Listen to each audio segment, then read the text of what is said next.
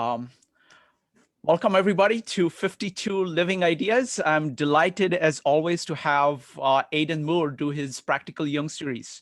Today is a particular honor having Michael Conforti of the Assissi Institute here. So Aiden, take it away. All right, well, welcome to this episode of Practical Jung.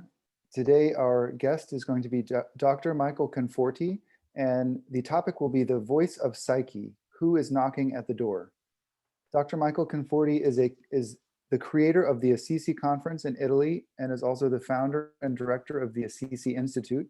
He's a practicing Jungian analyst and author, and he's presented his work to a wide range of national and international audiences, including the C.G. Jung Institutes in Zurich and Jungian organizations in Australia, Canada, Colombia, Denmark, Ecuador, Italy, Russia, Switzerland, and Venezuela.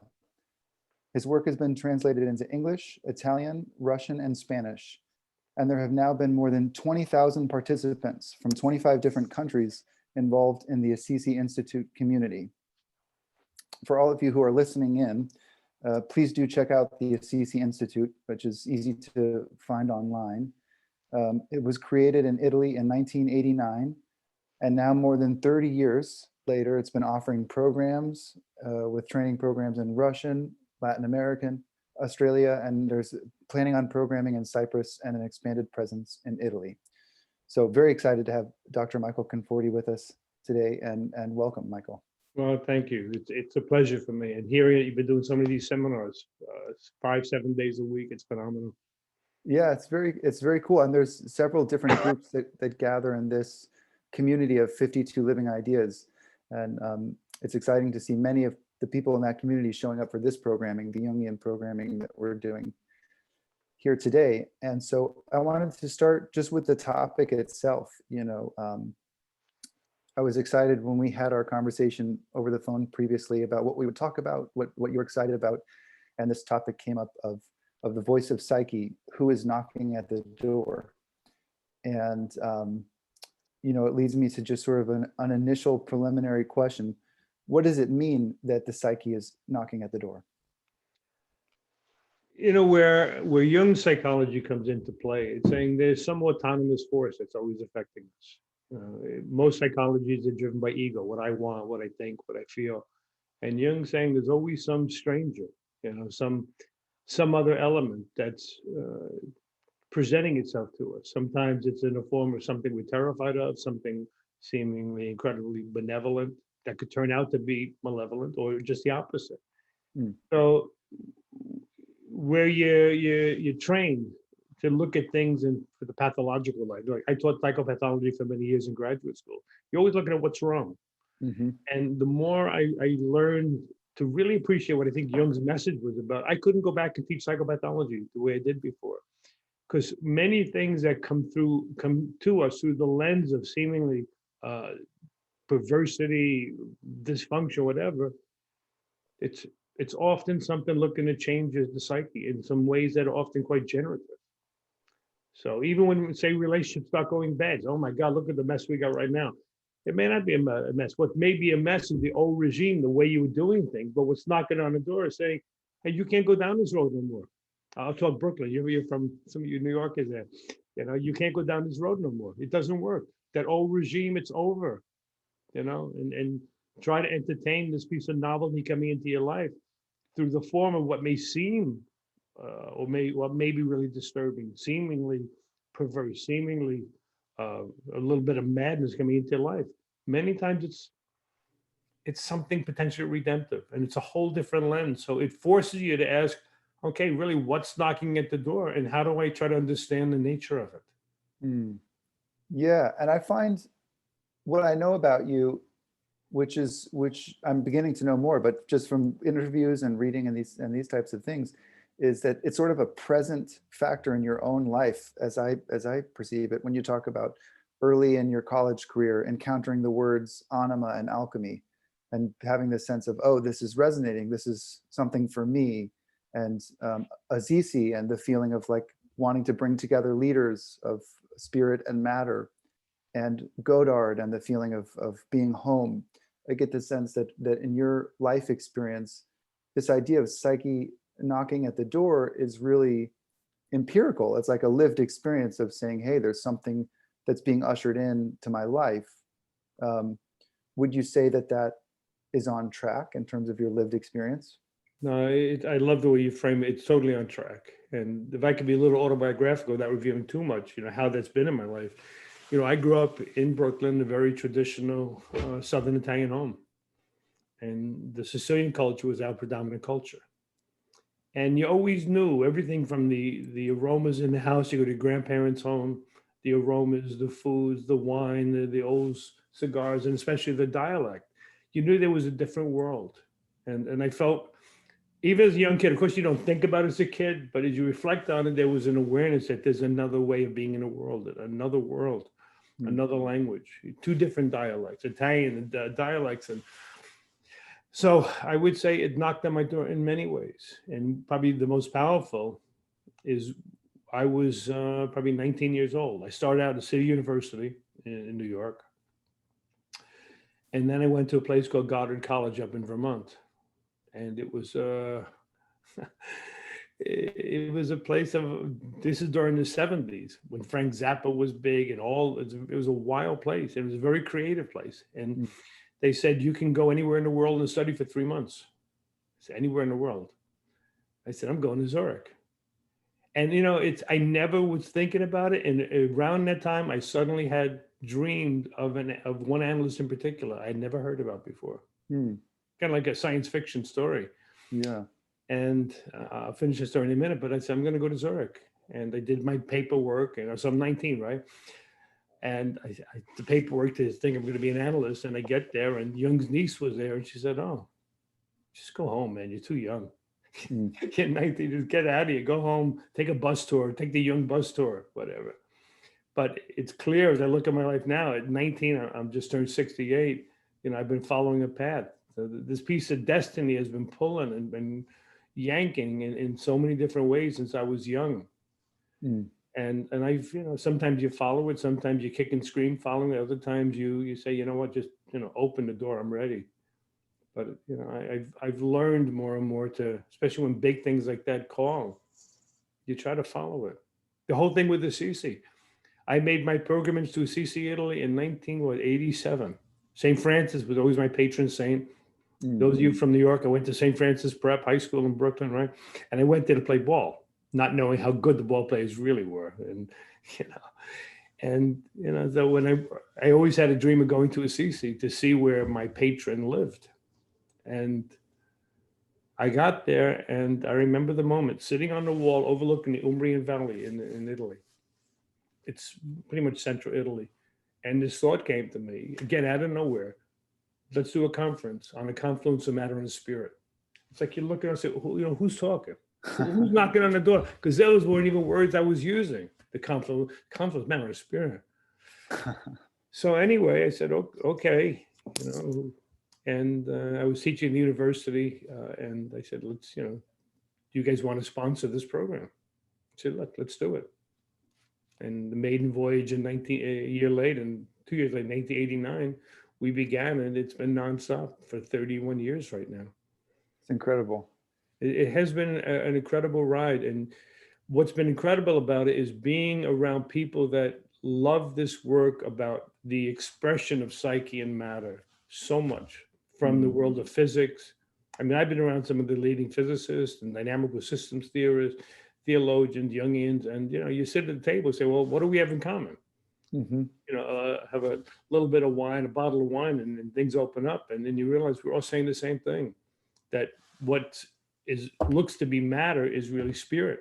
And the quote, I think you'll love this one, the quote that has been driving this work from the start is from Desjardins, when he says, matter is spirit moving slowly enough to be seen. Isn't that incredible? This is Desjardins. Matter is spirit moving slowly enough to be seen. And I realized, my God, all this interest in matter, from firewood to fishing to cooking, whatever it might be, even the analytic relationship itself, it's a configuration in space and time of something that's eternal. That you have like this moment that you could get a sense of psyche having manifested right here, right now in this time. and you're seeing something of the eternal. So Wow. that's kind of a thumbnail of how this stuff has been alive and continues to be alive for me. Yeah, I would love to dive. I'm interested in so many things that you said, and I already have so many questions. And I would love to dive into this idea of hearing the voice of your own psyche, because I think that will help our listeners in terms of how we might have a discussion around how to listen to that voice, right? Before we launch into that, though, I'm curious, your conference and the marriage of these two worlds of matter and of spirit. I read a quote, or I heard a quote in one of your interviews that, you had discovered that people who were really interested in matter and knew a lot about matter and not so much about spirit.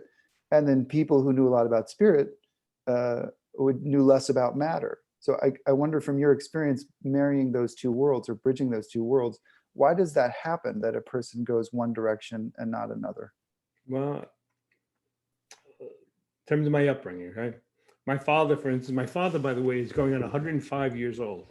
It's insane. We're not sure if he's fully human anymore. Anyway, my father and all of the friends, they're all gone now. It's really sad. All of his friends are gone. Mm. They were, maybe they had 5th grade education, 7th grade education, English as second language or third language, dialect, and most of them were Italian. And they were all what I called masters of the material universe. They could fix cars and fix engines and fix air conditioners and build things with spit and glue and duct tape, and then they'll make a rocket ship out of duct tape and toothpicks, Mm. And that was the world they lived in. And this other stuff was, come on, what do you want? You going to be a doctor, Mike? You want to be an analyst? Come here. I was supposed to be a truck driver. That was the fate set up for me. And I saw that they had a really good appreciation of the outer world as a challenge, things you could fix and repair, and they were never daunted by things breaking down. Me, I'm looking to call somebody, air conditioning, whatever. But they didn't have so much interest in this other stuff, these other kind of dialogues. And I found a lot of people that were interested, say, in Jung and philosophy and the spiritual life. And I see some people, beautiful Oriental rugs, tapestries on their walls there, like Madeline's gorgeous tapestry, which I happen to love those things. A lot of people that have an interest in that often falter more in the outer world because they don't pay as much attention. Mm-hmm.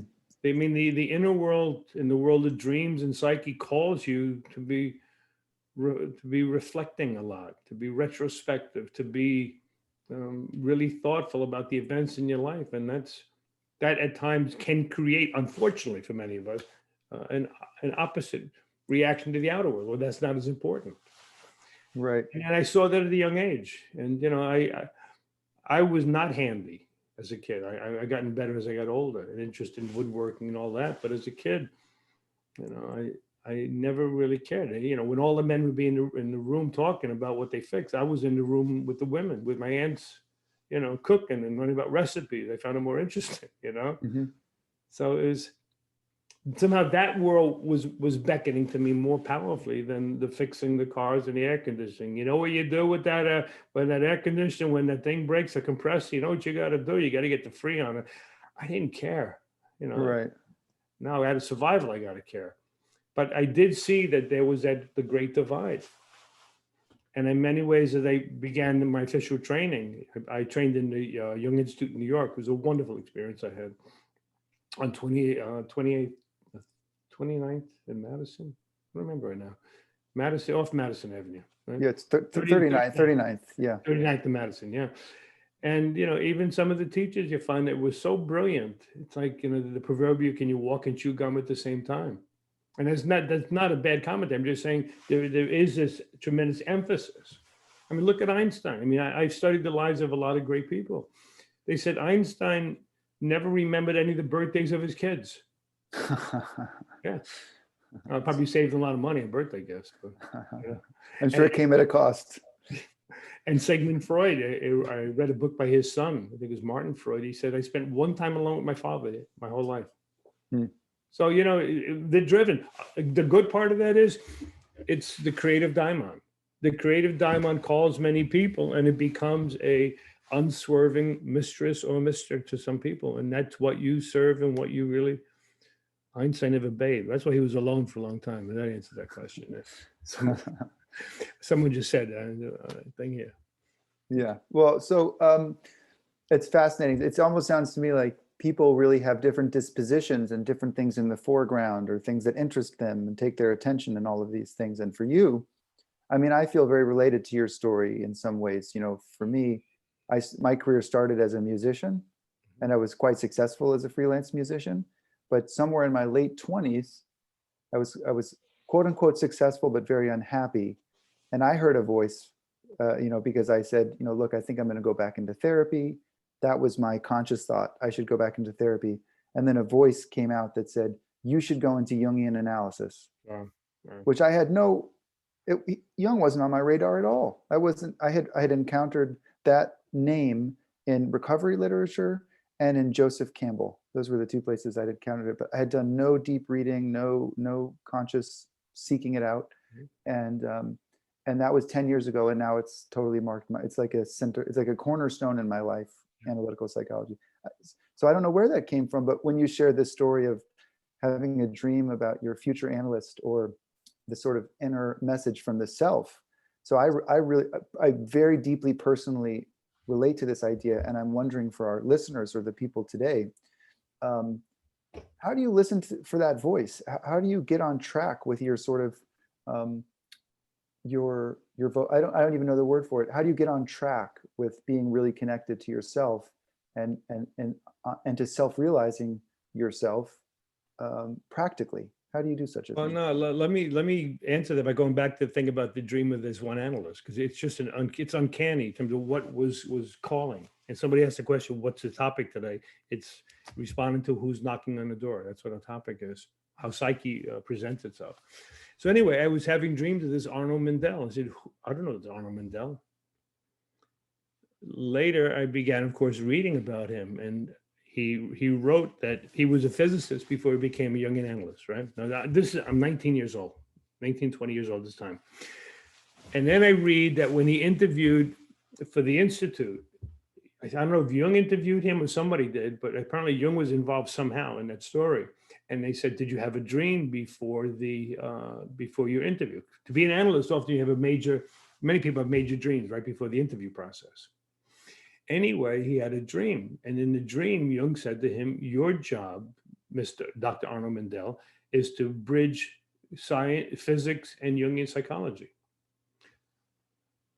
What has my work been for the past 30 years, 40 years? You talk about an uncanny thread of what's knocking on your door years before, and it becomes the thread you end up following unknowingly. It was just, when I finally understood, like the shiver goes down your spine. I said, my God, this is what I've been doing for 40 years, looking at the interface between the physics and the science, especially the new sciences of complexity, chaos theory, and all that, and Jung, and bringing it together like a round table as they did in Eranos many years ago. It was just uncanny. And they say, so who's knocking on the door? You say, even these early dreams are often a premonition of your destiny. And that's why I think it's essential that we begin to find a way to listen. And let me do one other part to answer your question. I'll get more into it. When I gave that lecture about 5 months ago, Who's Knocking on the Door? I don't think it was called, it was something similar. It was during the earlier days of the COVID piece. And I gave that lecture in Italian and English. I looked at the opposite part of it, Aiden, of what happens when we barricade the door. Because they said, look, with COVID, I mean, you in New York and all over the world, it's every country in the world, right? You're locking the doors. You don't want to touch people. You don't want to, somebody knocks on your door and say, go away, or put the pizza at the door, or go pick it up later. You don't want to see anybody. You don't want to talk to anybody. And I said, in many ways, while that's absolutely necessary from what we could tell, from all the evidence, it seems necessary to keep our distance, to mask and not touching and all that stuff, right? Now, remember, I'm a psychoanalyst and I love the work. And I said, there's a dark side of this because it's only reinforcing our tendencies to barricade ourselves away from the unconscious. It's all the enemy. You see, it's COVID, it's mucus, it's something coming at you. Get it away from us. And it reinforced our own tendencies to move further and further and further away from unconscious contents. And I said, that's a real shadow. And I know you listened to the interview. I said, look at the history. Look at many of the images we have. You know, look at the images of Macbeth, you know, washing their hands. You got to wash the hands. You got to wash the hands. Remember the line in Macbeth? They wash the hands when Lady Macbeth screams out after they killed King Duncan. What blood, what blood. I never knew a man could have such blood. They want to wash it off. Pontius Pilate wanting to get away from the guilt. There are many stories we have that reinforce the closing of the door. So one big piece is, yeah, look what happens when we don't open the door. Look what happens when there are different things knocking on the door. Say, no, I'm Catholic, I'm Jewish, I'm Protestant, I'm Muslim, I'm Buddhist. I can't do that. I can't think about that. That's a forbidden thought. That's a forbidden impulse, whatever. And what happens, getting more into your question now, Jung addressed your question in a profound way when he said one of the greatest sins, so to speak, is the sin of literalism. We literalize that forbidden thought, that forbidden fantasy. Oh my God, that can't be me. Oh, you know, whatever. You got to literalize it. Understand the symbolic meaning. And it is potentially redemptive. I'll never forget, one of the great teachers we had in New York was Edward Christopher Whitman. He wrote The Symbolic Quest.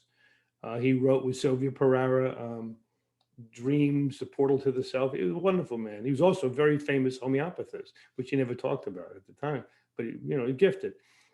And I remember he gave a couple of classes one year on so-called sexual perversions. And he said to the class, you know, I was a real rookie. I mean, my second year in training, right? You know, and he's talking about this. And you guys are talking about this in public, and you don't do this in Italian families. You don't talk like this. Otherwise, you spend all your time in confessions. You talk like this. So anyway, I'm looking at these notes. He said every so-called perversion at one time or another was a spiritual practice. And he said, let me give an example. A little off color, but not too off color, but it really gets to the point.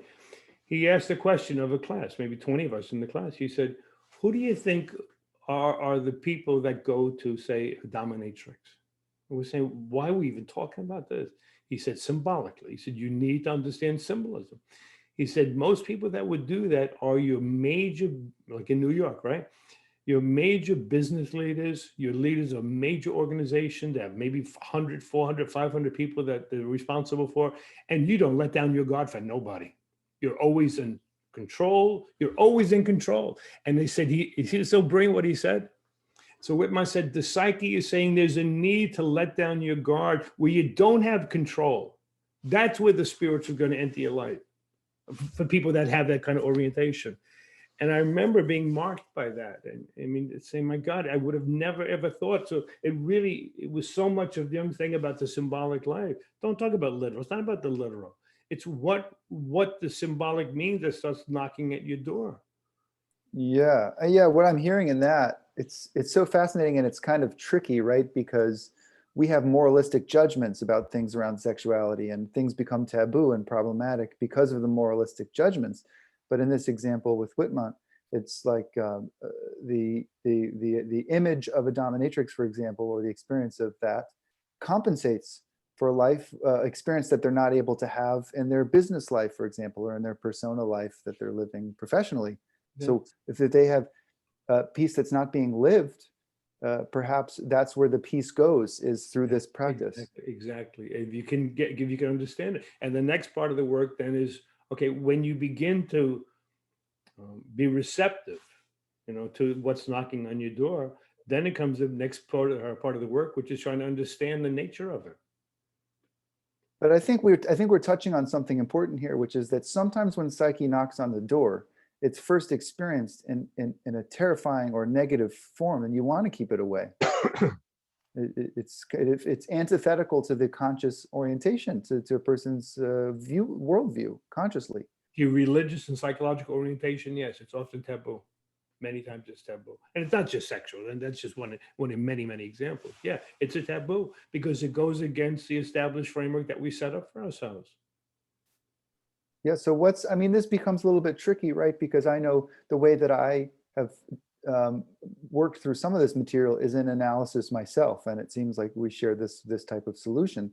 But I wonder, for the people who are listening in, who are interested in encountering more of their own psyche, is there a way other than going into analysis or being steeped in analytical psychology specifically, that a person might be essentially beginning a practical practice of listening for their own psyche?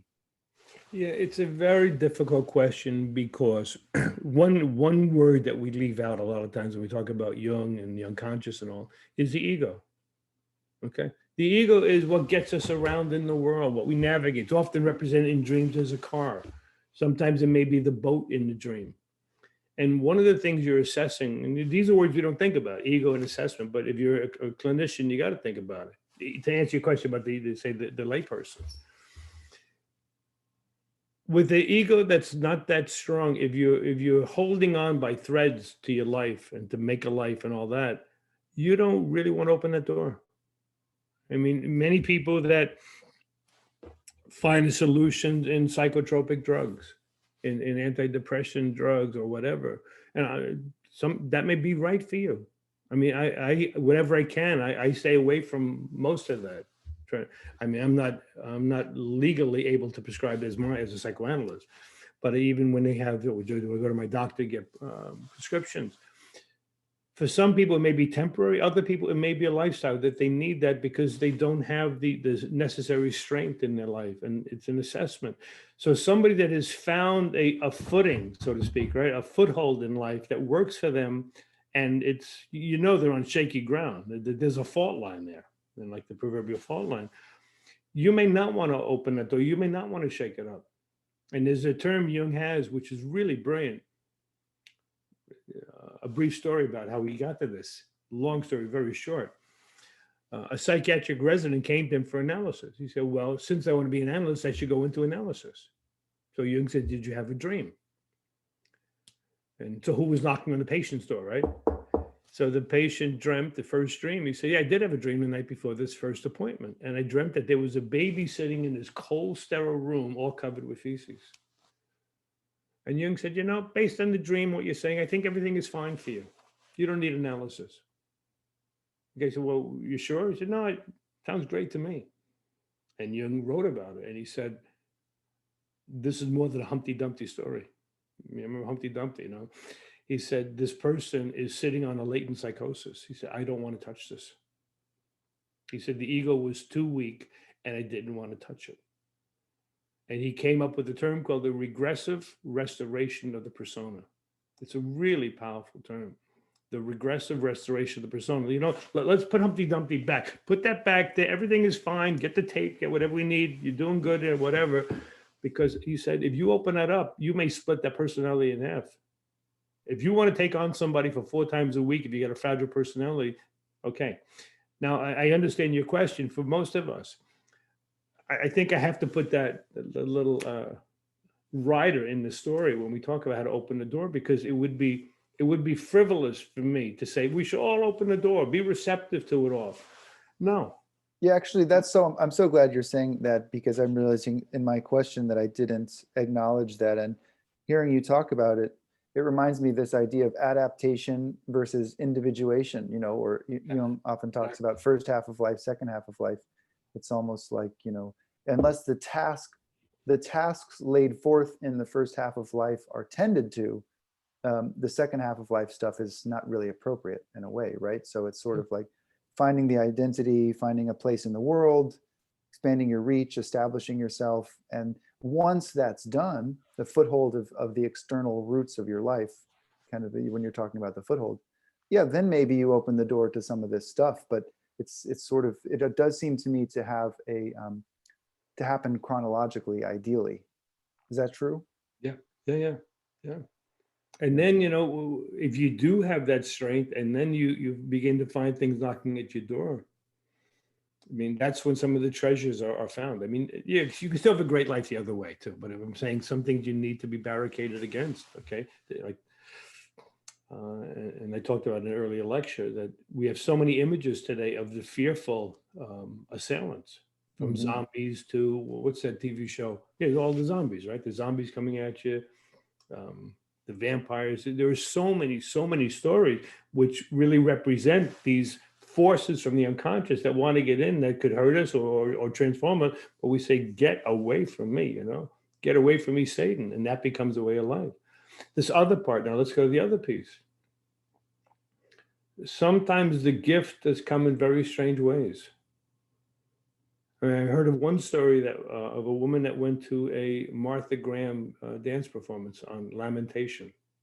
That was the dance performance she did. And the woman apparently was just sobbing during the performance. And she went up to Martha Graham at the end of it and just said, thank you. And Martha Graham knew something profound had happened. And she said, somebody knew the woman. He said, well, what was it? He said, well, she had a child that died and she never was able to break free of the emotion. Not break free, but never able to fully express the horror of what she was living with until tonight. Why she was called to that performance? It may have been the self. Sta bussando la porta. Who's knocking on the door to give her the gift of saying, you know what, maybe this is a place that's safe enough. Maybe this woman knows enough about lamentation to help you unleash and feel for the first time what's in your heart over this unimaginable loss. Yeah. And it's, I'm saying, it comes in strange ways. I remember a dream somebody had where they dreamt after going to somebody's house for dinner, a very, very kind of simple family, country family, you know, uneducated. And the guy had a dream the next night that God was bestowing on the patient in the dream mashed potatoes and gravy. And I think it was, you know, the dreamer was living a much more highfalutin life, right? The bigger life, whatever. Sometimes God comes through mashed potatoes and gravy to say, you know what, look here, look at your feet sometimes, man. And you're going to find God. You're going to find the self. Not always just in the heavens and always look with your eyes up there. Look what's in front of you. I mean, the touch of somebody who loves you that much, oh my God. You think you're not going to melt if somebody cares about you that much and it's clear to you there's no ulterior motives? You think that's not transformative? I mean, look, you want the other word, Aiden, to this? It's trauma.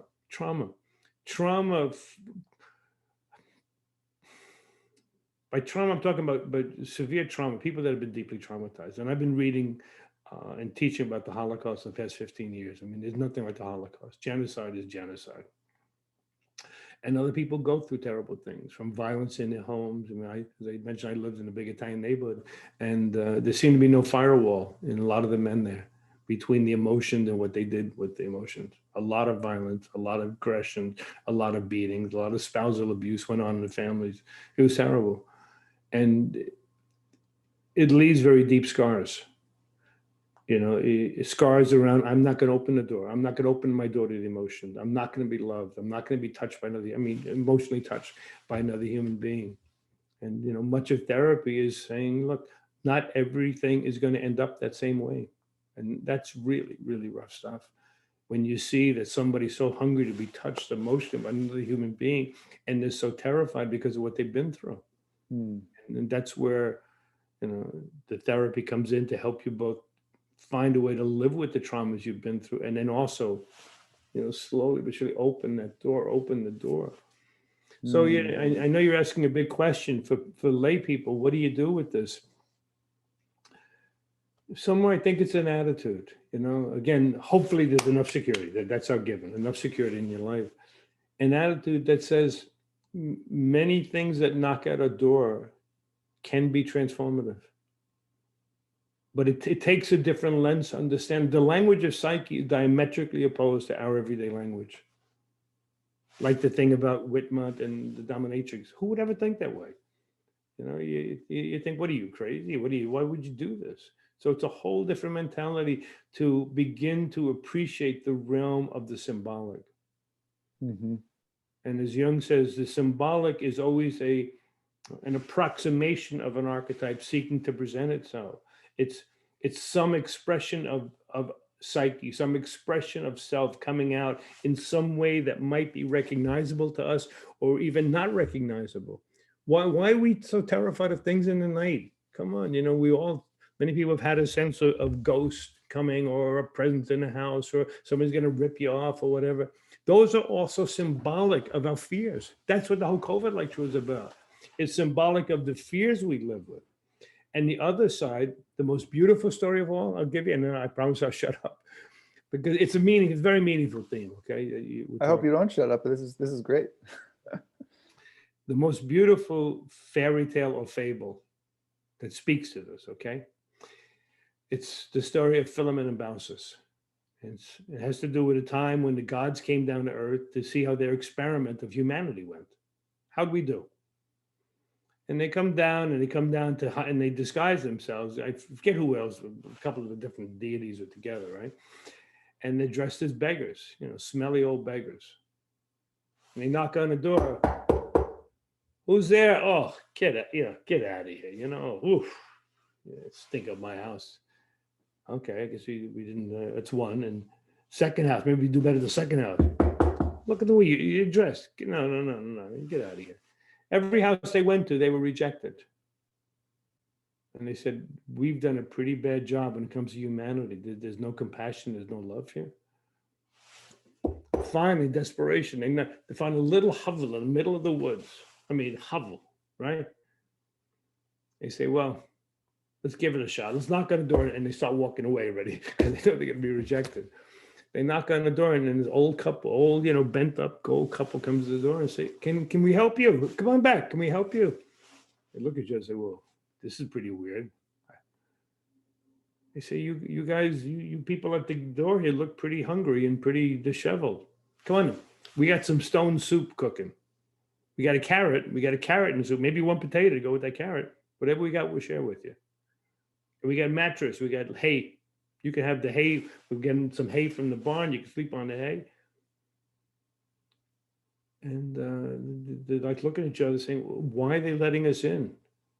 If everybody rejects us because we're so dirty and smelly. Rejection, right? Letting in. And after 2 days, they said, whatever we have is yours. We'll share whatever we have. And so he mentioned Hestia. This is the story of Hestia, really. The gods finally revealed who they were. And they said, well, okay, that's nice. Like, no big deal for them. Well, we welcome anybody who comes to the door. And the gods said, okay, we're going to leave. We want to give you something for what you've given us. Would you like a bigger house? Why? Okay. Would you like more chickens, more eggs? No, we got enough. How about a bigger barn? No. You don't want anything? No, we don't want anything. No, wait. Then they say, wait, there is one little thing we'd like. They say, we love each other so much. We never want to be separated, even in death. You got it, man. You got it. Huh. Aiden in the group, you ever seen you go into the woods and you see trees wrapped around each other? Mm-hmm. In the other room. That's Philemon and Baucis. Outside that little hut was a tree eventually with two trees wrapped around each other. Mm-hmm. Every time I spend a lot of time in the woods. I love working in the woods. And every time you see it, you remember, oh my God, they were the only ones that accepted. Mm-hmm. They accepted the knock on the door. Everyone else rejected it. And look at the gift they have for the rest of their life. That's such a profound story. It feels like such a great encapsulation of this topic and how it can look, in story form as a guidepost for us, in our lives. And it makes me think of the Jung quote, and I'm going to be paraphrasing this, but the least of things with meaning is worth more than, the most of things with no meaning. Something as a relationship, there's meaning in that. How profound, right? You think about it, everything that is entering your life, maybe for some, it's a desire to go back to the land of your family, the land of your origin, right? It may be an interest in language. It may be an interest in flower design, whatever. You realize that that activity is a beckoning to a much larger, to a field, the field of one's origin. I see different ethnicities here. And there's something very powerful about being connected to it, and sometimes one's got to go back and really learn the language or refresh the language or come back to the native foods and the native dialects and all. And other people, like I say, I know somebody who was about Oriental flower design, and it was just compelling to them. And you find yourself at times with an obsession. All you want to do is flower design, woodwork, or language skills. And you realize that activity, again, is a calling from a much greater archetypal field. And it's the field that's beckoning through that particular interest. Is that clear the way I'm saying it right now? Yeah. It makes sense to me. It's sort of like following, and because I've heard you say this phrase before, following the thing that moves you, where your attention is flowing naturally, and where it takes you may be something beyond yourself, ultimately. Exactly. I mean, look, you as a musician, there are certain pieces of music that moves you so deeply that you're just brought to your knees in tears. Mm-hmm. And you ever listen to Gorecki's Third Symphony, the Symphony of Sorrowful Songs? It's an incredible story behind it. If you haven't listened to it, it's called Gorecki, Gorecki's Third Symphony. Now, I had written a screenplay years ago based on the Holocaust, and I wanted that as the musical score. Well, it's my tendency, sometimes I don't get all the details. I never read the liner notes to it. I finally read the liner notes. So this is a story about the Holocaust, right? This play I was writing. The liner notes said the music came from a poem written and found on the walls of Auschwitz. And I don't remember maybe my denial. It was either a child wrote it or a parent to the child saying, I know I will never see you again, and my heart is broken, but I will love you the rest of my life. Wow. Gorecki heard that story. It's a beautiful interview on YouTube on Gorecki. And he said, when I heard that story, he said, I wailed, and I knew I had to do something. And he wrote this piece of music. And oh my God, the music literally, now you as a musician understand this. I don't understand music that way. But the music literally told the story of the Holocaust. Wow. From the incredible darkness, the lack of hope and the despair, to suddenly there's a moment, and again, I'm sure there's a term for this musically. And after about 30 minutes, you can't take anymore. It's about this, maybe 60-minute piece when you listen to it in its entirety. All of a sudden, at one point, there's a note that's sustained. And you hear something else. What is it? It's a soprano that matched the note that the musicians were playing. At that moment, the music opens up. It's like all of a sudden, it's a new dawn. Without denial, without being manic, nothing. But suddenly you feel like, I couldn't take anymore. And there's the music literally opened to this other domain where hope is part of life. For the Holocaust, they hope to have a new day. That's kind of what they hope for at times. That was the extent of it. Wow. But it's all about these openings. In music, you follow a piece of music. Some music, musical threads, musical harmonies. Listen to Besame Mucho. You're kissing the walls after 10 minutes. Listen to that song. You dance with the broomstick. You listen to Flight of the Valkyries, and you're ready to put your head through a window or something. It's because they all affect you. They all affect you. And when you realize this confluence of matter and spirit, how music literally contains the archetypal, and how archetypes are expressed through specific harmonics, it's unbelievable. So it's telling you, look, the bottom line is the world of psyche and archetype is contained in everything around us. Sometimes through the forbidden, the things that we don't want. So what's that line? Something called or not, God will be there. Even if they want to extend it, called by dirty names or not, God may still be there, and the goddess may be there. Yeah. So yeah, fascinating. It's fun to hear about the music side of it, because I relate to that, although Jung doesn't talk about that too much in my experience. The image that comes to my mind that probably the people here will relate to is being in the shower, right? For those of us that sing in the shower as opposed to other places, certain notes that you hit in the shower resonate with the room, right? You know, this experience, like you sing a certain note and suddenly it expands because the shape of the room or something is resonating at a certain frequency. So it's the same note that in another room or for another, you know, in another situation would have no resonant frequency, but in that room and in that shower, it amplifies. And I think that might be an interesting way of looking at this, touching on something else. Resonance is a very powerful phenomenon archetypally and in the physical world. You remember you're probably too young for this, but there was a commercial years ago with Ella Fitzgerald. Remember, Is It Real or Is It Memorex? When there was a glass, she would sing beautiful. I mean, the gorgeous voice, right? Linda, you're nodding, you remember, huh? And she would sing, and there was like a wine glass. And then at certain times it would crack. And they said, well, it cracked when she was singing, or did it crack when they recorded it? Okay.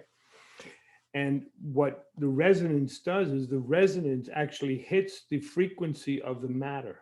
And that's why you could crack it. And that's why sometimes you could say Holocaust or the love songs or Besame Mucho, it may actually be hitting the frequency of that archetype. And the person that wrote about it, you'd be especially interested. His name is Zucker Candle.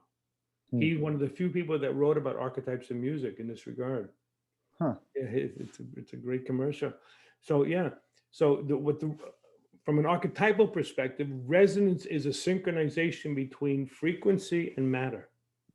You see, and that's why that, you know, when soldiers walk over a footbridge, they say, no, break your cadence, don't walk chump chump chump chump. You had to break it because the frequency, the strength of the frequency would often match the frequency of matter and collapse the bridge. You see, these are the incredible things that we've been studying with the scientists for 40 years now. Wow. What may seem like these secrets and mysteries of matter, it's astounding. Wow. I wish we had more time. It just opens up so many doors of topics I'd love to explore. So maybe we'll find a way to continue this one way or another. And I'm excited to hear what the people with us will come up with in terms of questions, because this is just a ripe conversation for further dialogue. But calling me, I love this. I love this work, and you know, just calling me anytime so we can do more. But so you right now, you have question and answers. Is that how you work? Yeah. So we'll switch here. So you know, thank you again, Michael, for being with us. We're going to switch into Q&A mode.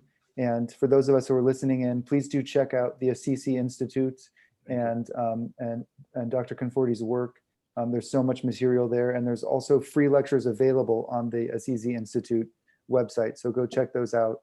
And thanks for chiming in. So we're going to switch. We're going to switch now. Wonderful. Michael, that was amazing. So now I'm going to let everybody else ask the questions. So folks, we have the 4 rules. Number 1, when you want to ask a question, either raise your hand in Zoom or type exclamation mark. Number 2, keep on topic. Number 3, be brief. This time, questions only. You will have a chance. So the format is that at this time, we are doing only brief questions so that we can hear more from Michael. And then after that, we're going to have 20 minutes to discuss all the ideas. When you come back, you will get to talk about your takeaways. So that time you can talk about what you got out of it.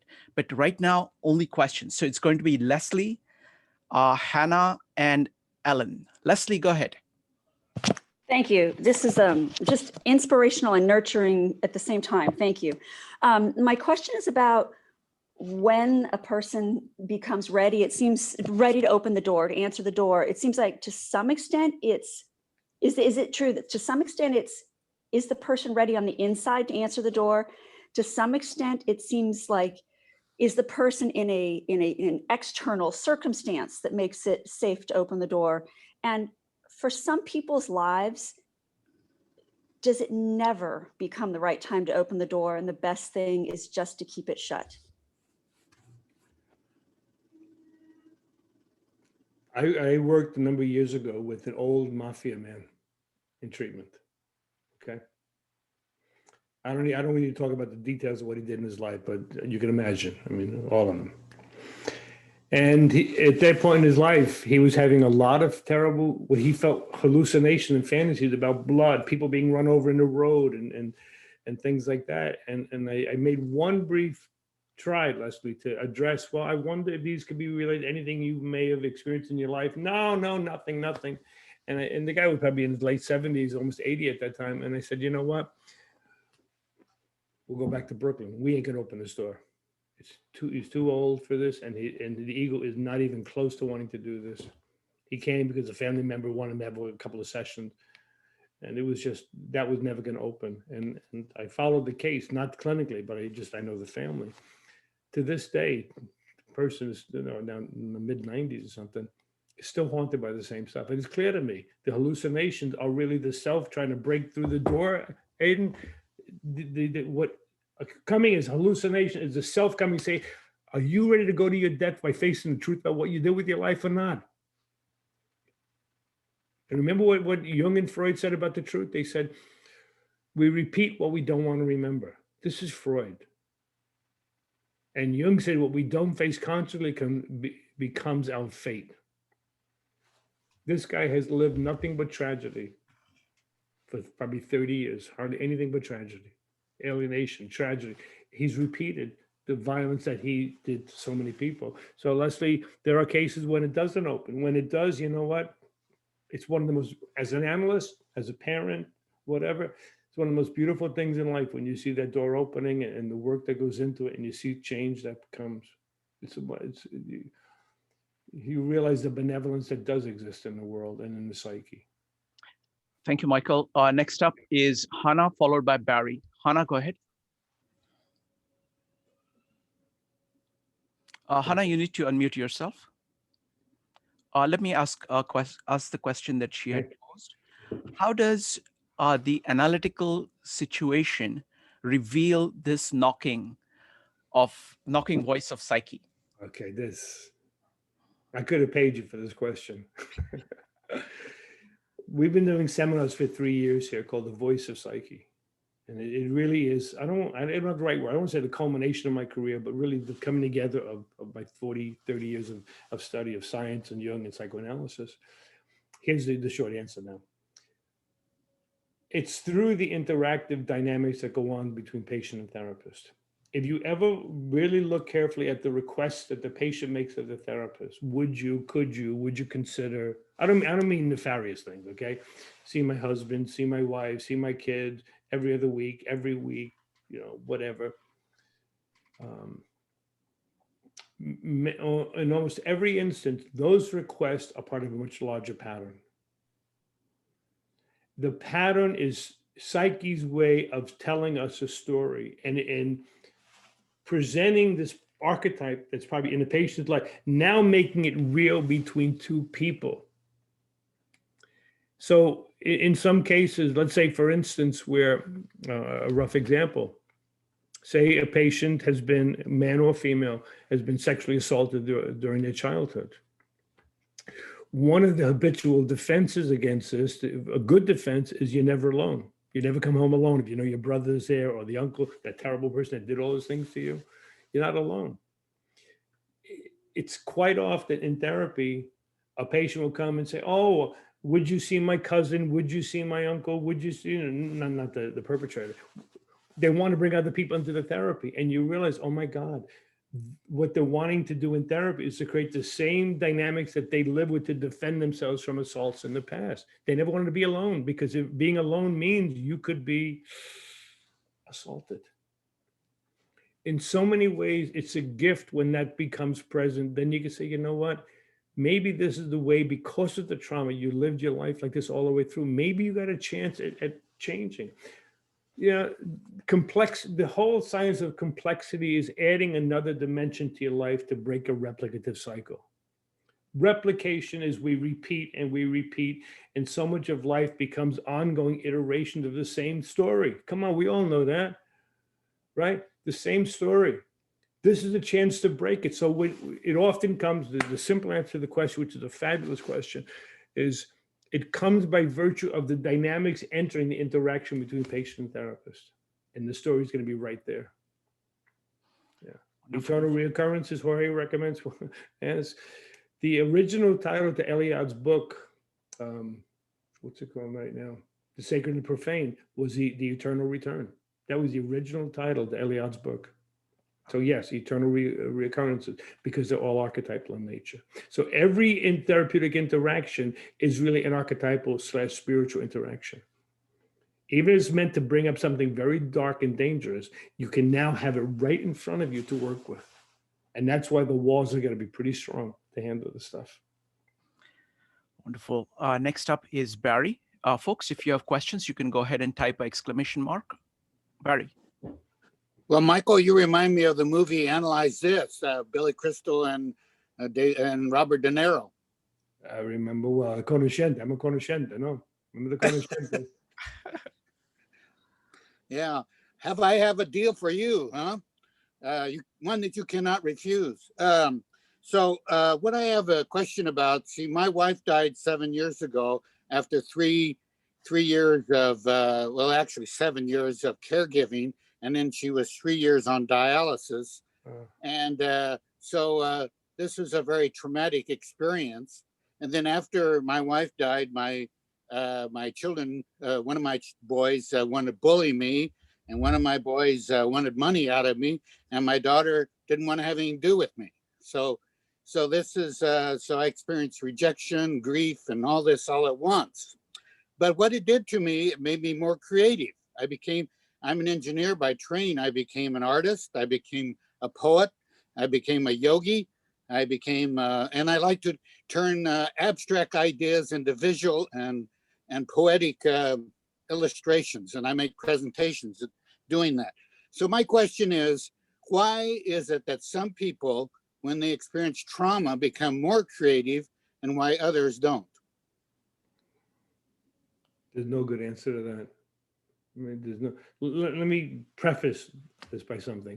You know, I'll make, you know, in the course of the talk like today, I'll give a couple of funny comments, and partly it's my nature being from New York and Italian and all that. But the other thing is, it makes the difficult material a little more assimilatable. Just to know, okay. I'm not into just jokes for joke's sake and all that. And I'm very scholarly in what I do, but sometimes I find you need a little levity to open something up. That's number one. You know, I had a mentor for 30 years named Dr. Jürgen Kaufman, a brilliant Jungian analyst out of New York, who was a physicist from Israel. Unfortunately, he died about 12 years ago now. And he kind of asked a similar question, Barry. He said, you know, what is it that, you know, some people could be so, a little different, but some people could be so dedicated to their analysis and the spiritual process, and to even go to therapy 3 times a week, well, you know, whatever it takes, they'll do whatever it takes to make that pilgrimage. And how come for some people it works, some people it doesn't? And you know, his answer was, it's the presence of grace. He said, sometimes grace will end, and there's nothing we could do. You can't pay the maitre d' $50 to bring grace to the table kind of thing. It doesn't work that way. He said, there's nothing you could do necessarily to invite grace. Either the grace is there or not. And it's probably one of the greatest gifts in the world. So it's no easy way. I mean, that older man I saw for a couple of sessions, 1 or 2 sessions, there was no grace there. That's a whole other discussion about what happens with psychopathic behavior. But, you know, look, trauma rips us apart, Barry. I mean, I'm sorry to hear your story. There's a lot of tragedy in that story. And I'm sure many people in the group have gone through tragedies, as I have in my life as well. Resilience and grace go together in many ways. And resilience, I think, is a mystery. You know, we write about it, we talk about it, we do all the great stuff, right? You know, no one could ever really understand how you can rise up after what you've been through. Look, one of my greatest heroes is Elie Wiesel, who passed away, I think, 2 years ago now. Elie Wiesel was one of the last living Holocaust survivors. And I have my whole library. I have almost his entire, all of his publications. I've read his stuff. I'm getting ready to teach a course right now on his book, The Accident. One of the greatest living scholars and spiritual people ever lived, in my opinion. How did he do it? After watching his mother be incinerated, his sister-in-law being incinerated, his father being beaten in front of him, how did he have any belief and care about a God? You want to read a book, Barry? I think it may be meaningful. It's called, I always look where my books are, I'm sorry. It's either The Trial of God or God on Trial. I never get the title right. It's one or the other, either God on Trial or The Trial of God by Elie Wiesel. And they put God, it's based on a true story, where in Auschwitz, they put God on trial. They brought all the rabbis together and they got to make a decision whether God was guilty or not. These are your chosen people, you said you loved them, and 18 million of us are dead.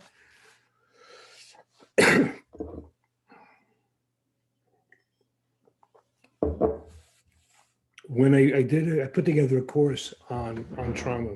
Excuse me one second. And I did 5 drafts of the write-up. You know, when you write, you can't get it right. It just doesn't work. And I finally did. I say, you know what? Trauma, deep trauma, as you're describing, it pushes us to the limit of human endurance. And the adaptive responses we have no longer work in the face of these kind of traumas. It's something new that's totally needed. And I said, I think some of the great heroes in the world are those people that have been pushed to the threshold and beyond of trauma and came out of it with still having meaning in life and caring about life. You know, how they did it, again, you know, I've been doing a lot of work on the story of somebody wrote about Orpheus and Eurydice. It's a powerful story. I mean, how is it that what happened to his life after he lost his beloved? I mean, look what happened to him afterwards. I mean, I think oh, thank you. It's a trial of God. Thank you. Elie says it, you know, it pushes us to the limits of human endurance because we're being forced to handle things that no human should ever have to handle. So. Well, thank you, Michael, and thank you, Barry. So I'm going to ask one question, and then we'll go to breakout rooms so we can discuss these ideas. So firstly, I'm blown away by the presentation because what I'm realizing is that we have this entire constellation of walls around multiple dimensions that are kind of holding us back. And there is all kinds of knocks on the door. Some of them are very faint. And many times those faint knocks are really powerful knocks. Some of them are very big, very. I want to come at it from a very different perspective. I'm from India, and kind of in Indian philosophy, it's like it's all about acceptance of the world, you know, and almost like a reverence for what Jung would call self. And I think that gives you a little bit of courage to say, okay, this is real. This is actually real me that is knocking. And it kind of dissolves the ego. It actually creates a level of humility for the ego to say that there is more of me and of the world, and pay attention to that, something like that. So I think that is how kind of the Indian philosophy deals with it. How does that compare with Jung's approach to the self? I think I think it's the same position. I mean, Jung, if you want to make a distillation and sort of a reduction, like in cooking, you make a reduction of the sauce. If you want to make a distillation of probably the essence of Jung's work, it's exactly what you just said. Mm-hmm. His work is, I mean, the whole thing of the Red Book, you know, the whole Red Book is really about a spiritual approach to life where you have to deal with. In the Red Book, it was Salome coming to him and the prophet Elijah and you know, many figures like that. And he seemed to live that way. I mean, he lived sort of a strange life in many ways with the relationships and other things, but it was always a sense of, you know, for better, for worse. And I'm not looking to judge, you know, he was trying to understand what was coming to him, what this need was. And look, I think India as well as the Orient, mm-hmm. they are oriented differently, where in the West, it's the ego that's dominant and then the unconscious.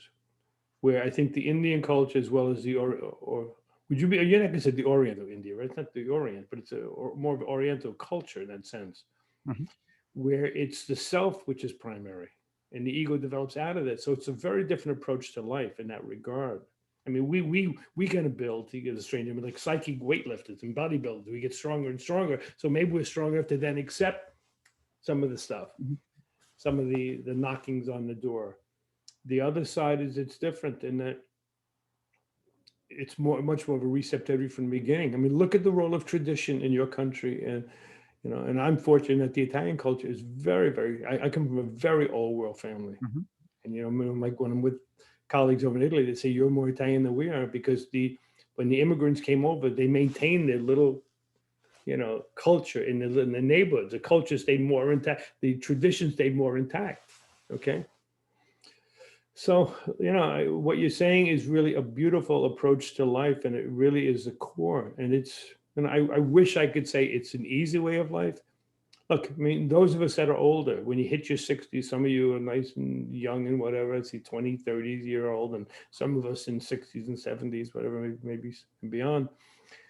One of the greatest sadness of life is when you look at your life and you ask the question, am I doing what I'm La forza del destino più forte, la forza del destino più forte. The force of destiny is so strong. And when you say, go back to your openings, Aiden, have I continued to close the door against destiny about what Psyche wants me to do? No, and no, and no. I mean, I'll be totally frank. I'm sitting on 4 manuscripts, 4 manuscripts. I've written a lot in my life. Right? I'm with this. I'm with the self when I write. It's just a very powerful thing. For me, I sit down and just I could write 80 pages, so we just sit down. Okay, I'm sitting on 3 or 4 manuscripts for 6 years because I'm still working 14, 15-hour days.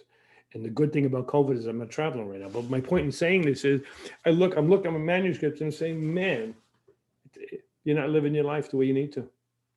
That's a tough one. It's a tough thing to admit that whatever the drama is that keeps you from it, the drama is, but the bottom line is still, you're not doing it. That's a very tough thing to admit. Wonderful. And one of my colleagues, similar to what you're saying, one of my colleagues, actually, her name is Dr. Risa Kaufman, a wonderful, wonderful woman living in Ramsey, New Jersey, not far from where you were. Mm-hmm. She gave a lecture for us, a brilliant woman. She said, from the Bronx with a cigarette dangling from her mouth, right? She says, we all got to live with the consequences of our actions. Mhm. It was profound. It's Oh. profound, but hopefully we can.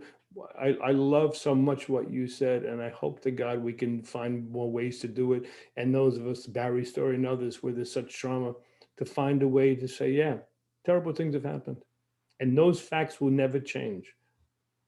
Those facts of a life, they don't change.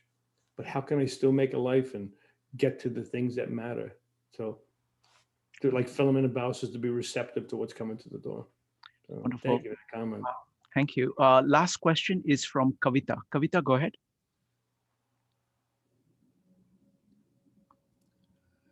Kavita, you need to unmute yourself. Sorry. I have this question. I know this is about analysis of dreams, but what if one does not dream or fail to recognize they are dreaming? Is there anything related that something is blocking or that's my question.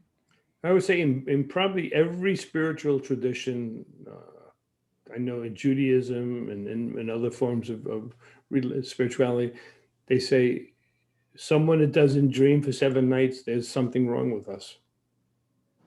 I don't mean in a pejorative way. I mean, there's something psychic, there's some spiritual malaise in our life, something we're most likely afraid of. Mm-hmm. And I would say in the majority of cases, when there's not the dreaming, I would say most likely because there's a fear of the unconscious. Going back to Aiden's opening, right? Who's knocking on the door? Is it the wolf at the door, like in the 3 Little Piggies story? It's frightening stuff. Mm-hmm. Another piece would be some people, like I said in the opening of the masters of the material universe, they have no interest in that stuff. And Mm-hmm. either way, you pay a price. But somebody, maybe you're asking the question, anybody that's going to be involved in these kind of presentations that you guys are doing here, most likely it's something that it's kind of barricading the door to the messages coming through in the dream. Yeah. And I think a good recommendation is, I know you get this every dream book, so I don't need to say it, but get a pad on your side of your bed, write down one word: the car, the computer, the throat spray, whatever, one word. It begins that way.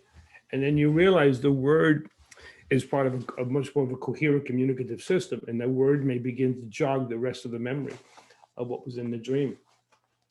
And it's a relationship. You begin a relationship with that, which is profound.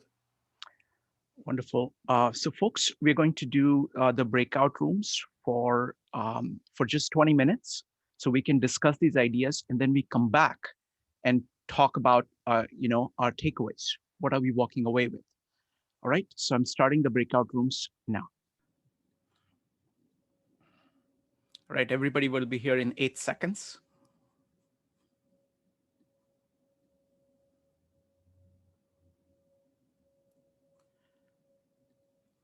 All right, welcome back, folks. Welcome back, everybody. Aiden and Michael, are you back?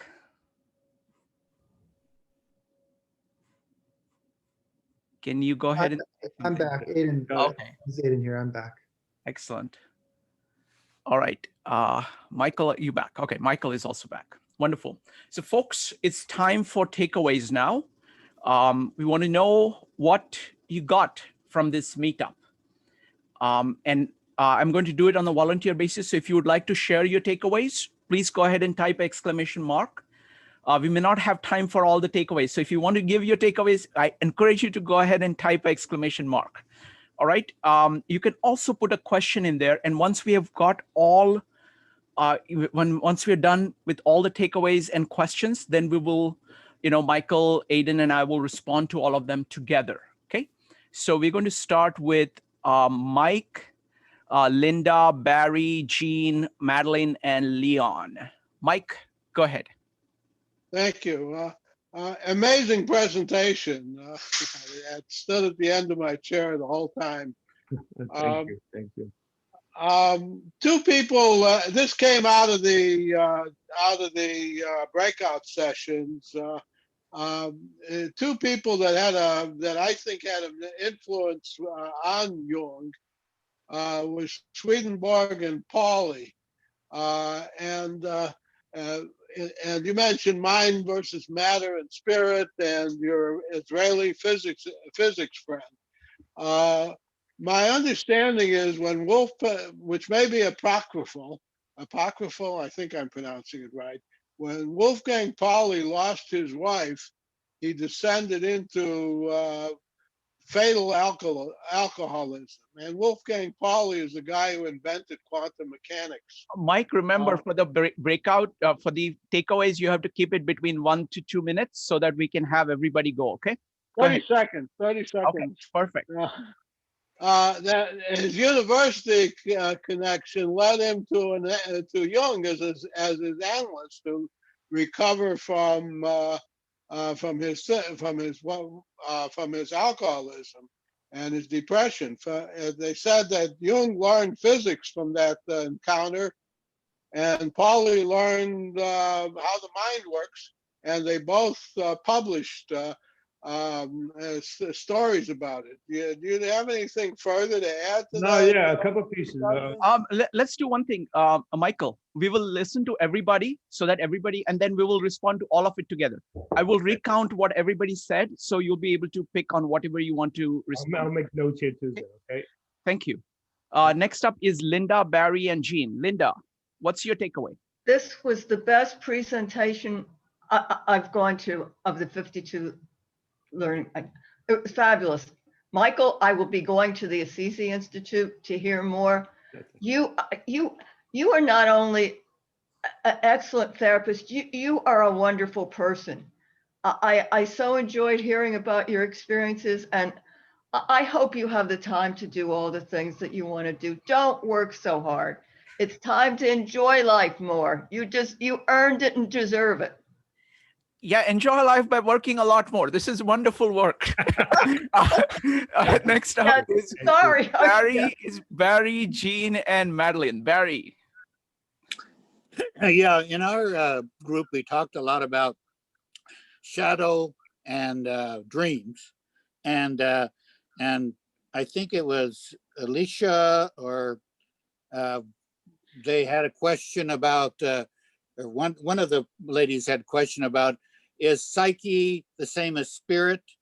And I thought, well, I thought psyche was energy and spirit was what you did with the energy. I don't know, but anyway, we talked a lot about the power of the shadow, and the shadow really is knocking at your door. It's the psyche knocking at your door, and when we let it in, it no longer has power. We welcome it. And I think what happens when you have trauma is when the door they break the door down, and you have to let it in. Wow. And that's when your shadow and you become friends. Wonderful. Thank you, Barry. Next up is Jean, Madeline, and Leon. Jean. Yes, thank you for the great presentation. It's one of the best I attended so far.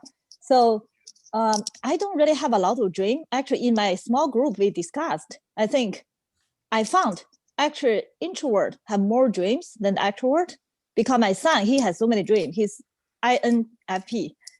So I'm trying to get more insight. The few dream I have actually I'm architect, design a lot of big buildings, nice house. But in my dream, somehow I always go to this shabby, crabby rooms or motel somewhere, and it's falling apart. So I don't know what I mean.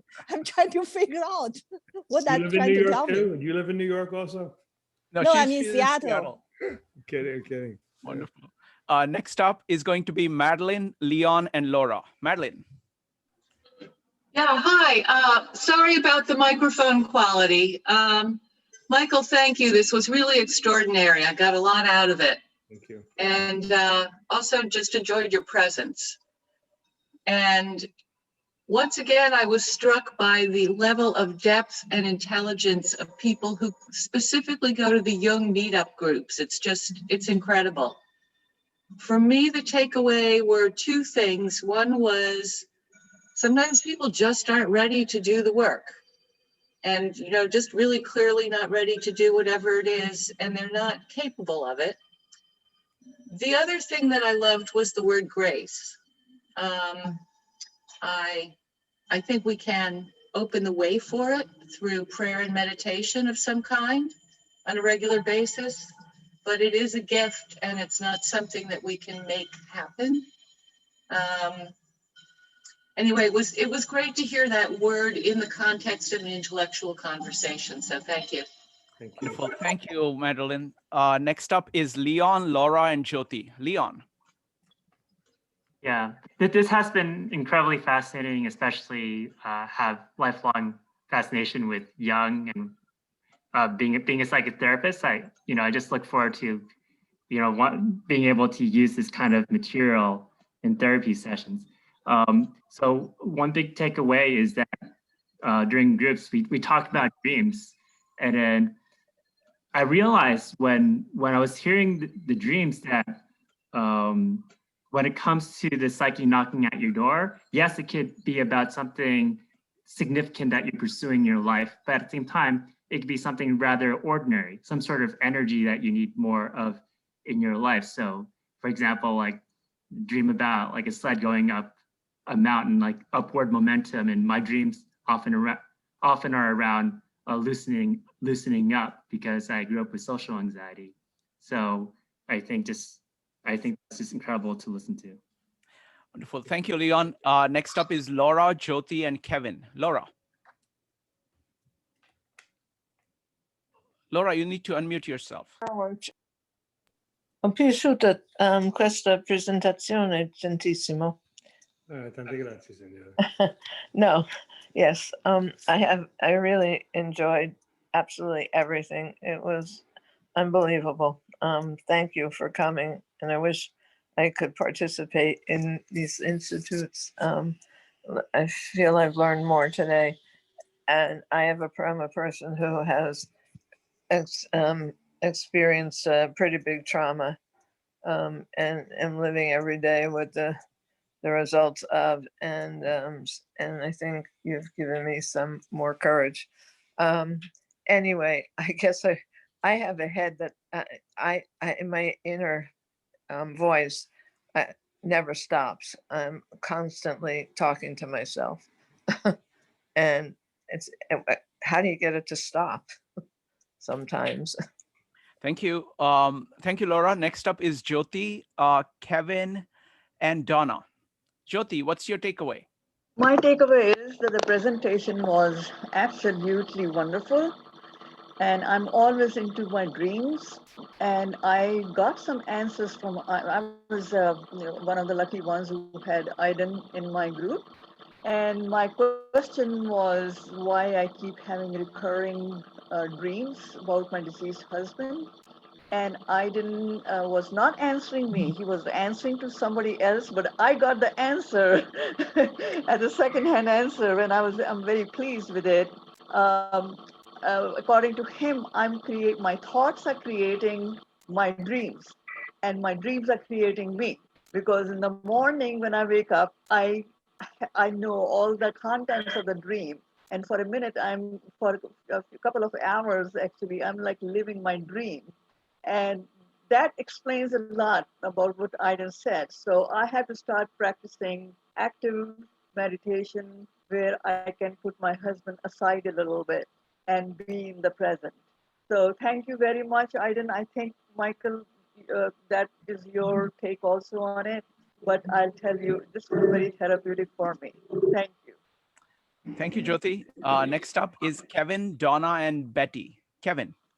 Yes, thank you. My first takeaway from Michael is we repeat what we don't remember. It's kind of like history repeat itself. It is important to open the door, no matter who is knocking the door. The reason being, the door will be keep knocked again and again until you acknowledge it. Nobody. I learned one slogan from my dad's office. Used to be put on a wall. Is nobody can defeat you.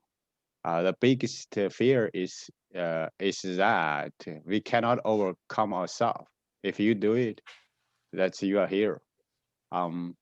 My question is, would you agree we should open the door no matter who is knocking? The second question, what's the best way to handle negative feeling? Thank you. Handle the last part, hear the last piece, to handle negative feeling. Hear the negative feelings. Hear negative feelings. Thank you, Kevin.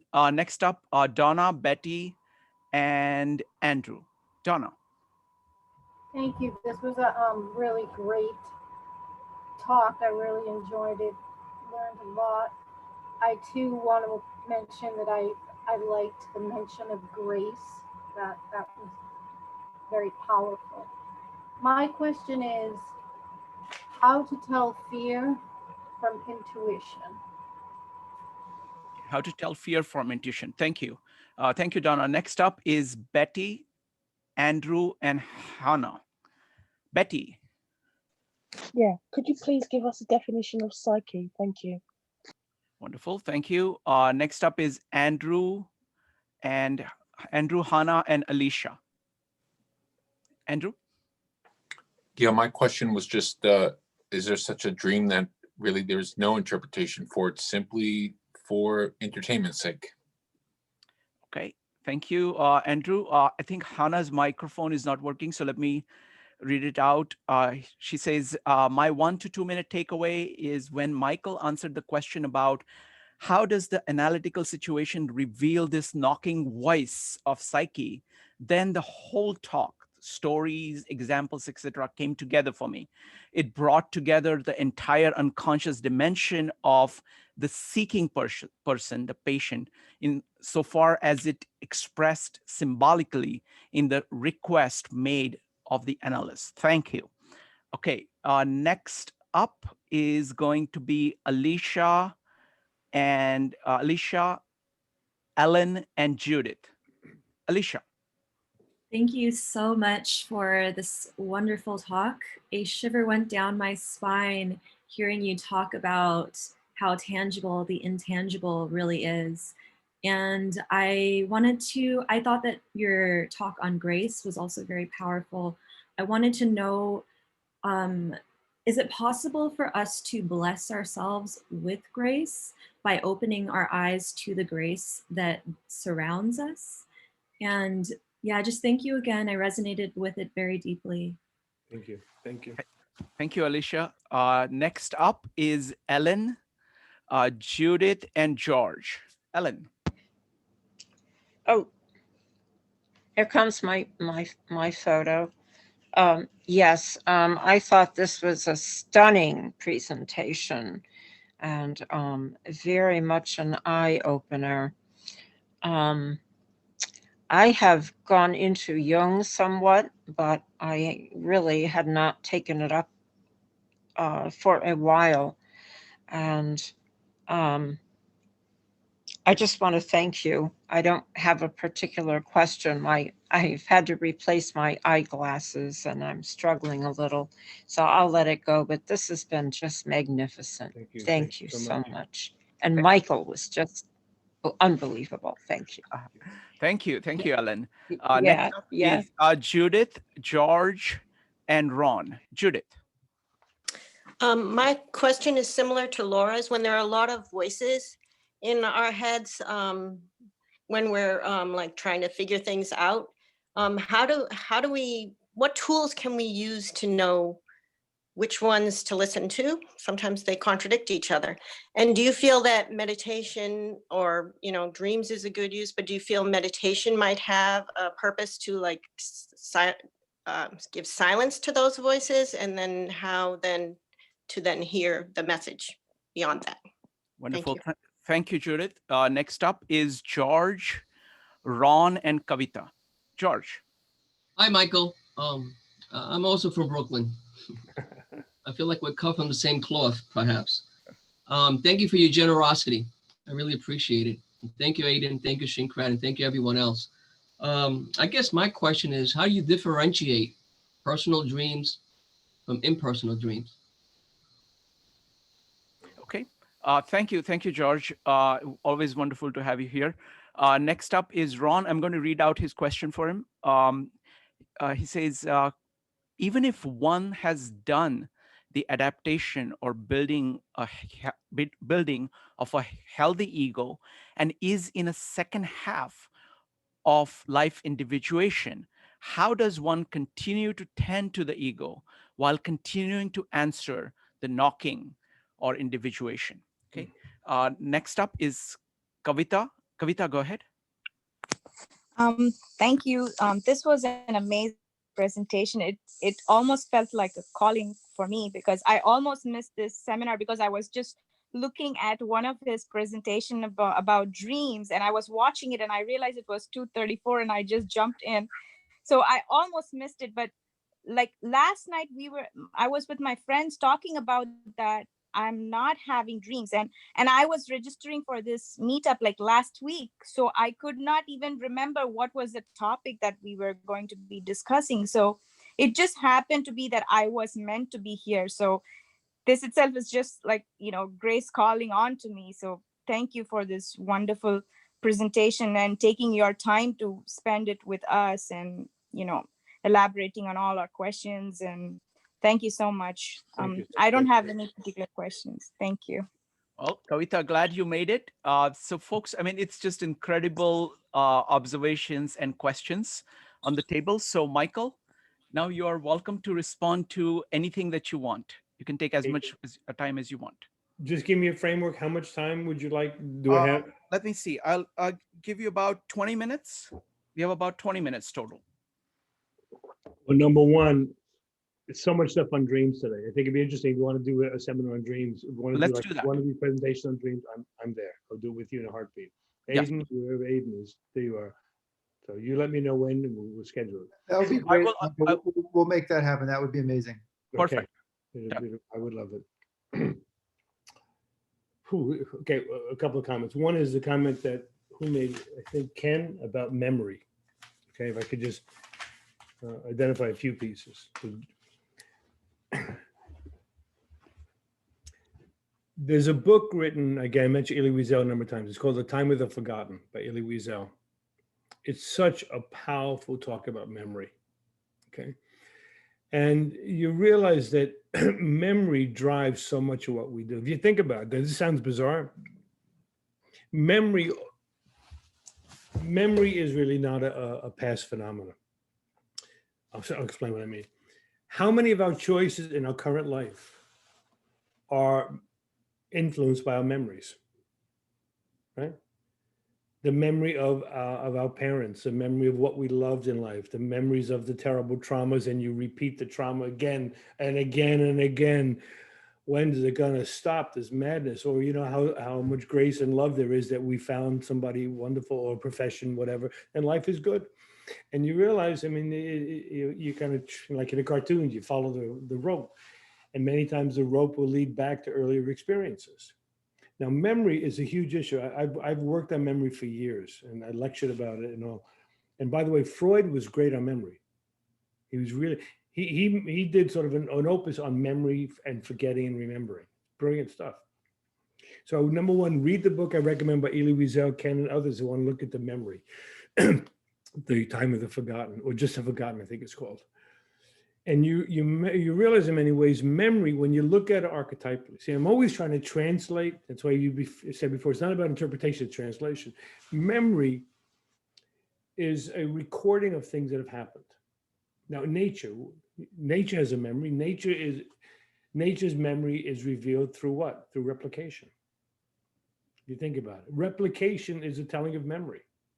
If you don't know somebody's past, just watch what they repeat in their life and you get the memory, tells you, you know. You don't know what you put in the ground. Was that a garlic? Was that onion? Was that tomato? Was it carrots? Oh, watch what comes up. And nature has a memory. Nature stabilizes events by virtue of memory and by virtue of repetition. Repetition is the kind of mechanism which holds memory. It's a conservative aspect of life. Now, next part of memory, which is so important, is why is memory, why do we not forget? Now, in ancient times, they talked about Mnemosyne and Lethe. Mnemosyne was the goddess of memory. Lethe was the goddess of forgetfulness. And you know what they said? Each day, drink a little bit of each. A little bit of the waters of forgetfulness and live a little bit of memory, because you can't live with all the memories. Okay, so that's number one. Number two, memory is not simply a temporal event. I remember that dinner party. I remember that terrible car accident. I remember whatever. The memory is what brings you into a preformed field. The field of a family who loves you, and a field where there is love in a home. That experience, and maybe repeated experiences, brings you into a field of some generativity. Some people mention violence or terrible traumas. Those early traumas is a way we enter that field of trauma. And that field, in many ways, sort of like that movie, what is it? When they repeat, what's that movie? Bill Murray. He repeats all the time. Groundhog Day, Groundhog Day. Groundhog Day. Yeah, Groundhog Day, yeah, thank you. Groundhog Day, where the memories come back again and again and again. Here we go again, here we go again. So you see that memories shape phenomena, not because of the past, but because the memories are embedded in a much larger field that contain those experiences, okay? So Ken, it's a huge thing with memory. It's a huge piece. And you realize that there's personal memory. Going to segue into another part of the question, another question. There are personal memories, and the personal memories of those events, of family events and the dinners or the violence or the early death experiences, whatever, are really contained in some eternal story. Every temporal story is a telling of an eternal story. Yes, it's yours. And it's not trying to minimize that you went through that, or as a child that, you know, maybe a parent died, or the terrible things when parents have children that pass. I mean, you never forget it. I'll tell you a tiny story about the power of this memory piece here. Someone I worked with for years that had lost a son in his 30s had a dream that she was brought into the cult of the Mata Dolorosa, the suffering mother. the Pietà. Remember the image of Pietà?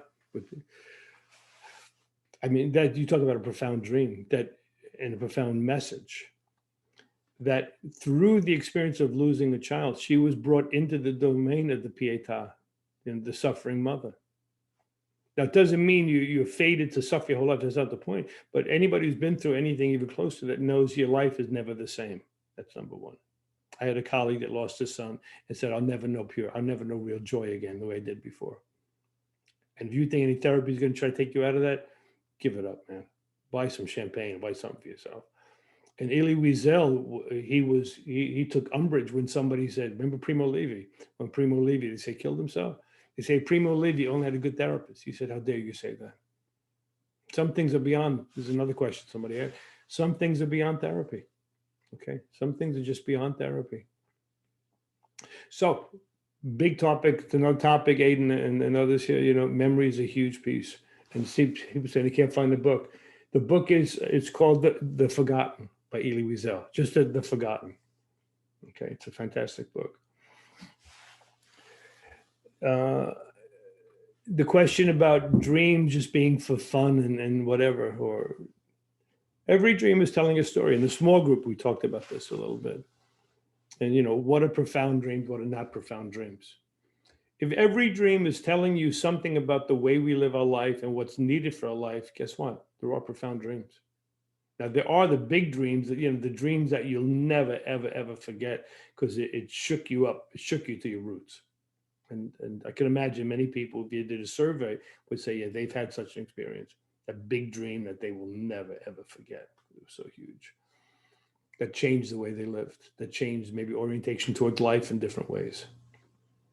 But I think every dream is another piece to the puzzle of a life that's trying to be lived, adding another scene. Maybe it's more color into your life. Maybe it's more music in your life. Maybe it's more, you know, opening to the romance of your life. Maybe it's saying, learning to say no to certain things. It's all pieces. And I use the image in a small group, you know, because I do a lot of fishing, deep sea fishing. And sometimes you dream of you're fishing at the very bottom, like 300 feet down, and you're not catching anything. But people that are fishing up higher are catching the fish. It's saying you're not fishing at the right spot to catch, to make contact with the unconscious, okay? So every dream is important in that regard. The thing about stimulating a dream, we talked about that too. I don't think you need to. My response to the question in the small group is, I find it preferable to create an environment that encourages the occurrence of a dream rather than trying to make a dream happen. You know, all the lucid dreams and all that stuff. Create an environment that welcomes a dream. That takes us to, I'm trying to segue into the question, by the way, I'm responding. The next piece, a number of people mentioned Hestia. Now, I don't know why it came up so much today. It happened to be my favorite female deity, Hestia. I have a 100-year-old wood cook stove. And when we get that going every day, life is good. Even you can have the worst day. You know, anybody ever have a bad day? You have a bad day and you get that stove going from firewood, you cut the wood, you stack the wood, you get it, you bring it in. Sometimes you bring it in with someone you love, sometimes do it by yourself, you know, and something's different. And you know why it's different? You're inviting Hestia into your life. And then you put the soup on. You got to put the soup on. In my stove, you get up to 700, 800, 900 degrees. I cook a pizza in 2 minutes. Anybody up here, I'll invite you for pizza, a 2-minute pizza, delicious, like Neapolitan pizzas. Then you bake the bread. But you get the point, you know, that it's an invocation. And prayer, if you think of prayer in many ways, prayer is really a conscious approach to inviting the archetype into your life. I mean, you know how I learned about that? It's a funny way. My father, who I mentioned before, he had been through a lot. You know, he worked on the New York waterfront for 40 years, and you don't come out of that without a lot of scars, losing body parts, fingers, arms, or whatever. And he came to Italy with me one year when I was giving my lectures. And, you know, you go around the room, somebody introduce yourself. He said, my name is Giovanni Conforti. And he said, I pray every day to Santa Lucia because she's the goddess of sight and light. He only has one eye. He lost an eye to cancer, and he has a detached retina. The other one's he's become legally blind. But he says, I pray to Santa Lucia, I don't go blind. And that's when I say, oh my God, I got it. That when we pray to St. Francis, St. Clare, to Hestia, to whatever it might be, and honoring, you know, offering the gift to the God, it is an intentional, here's the way I framed it now. It's an intentional conscious alignment to a particular archetypal energy. I want Hestia in my life. I want Hestia. I want Santa Lucia in my life. And you realize the Santa Lucia, St. Francis, Hestia, whatever, and Hillman was one of the best at talking about this piece, that there are ways of paying homage to the different archetypes. And we need a lot of the work in our training program. I know Aiden's thinking about coming on board in a training program here to become a pattern analyst. And just by the way, it's not a program for clinicians, for anybody. We have every profession imaginable, okay?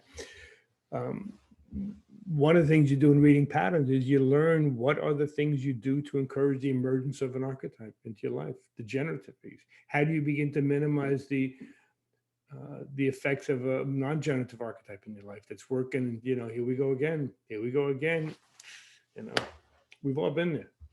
So you begin to learn.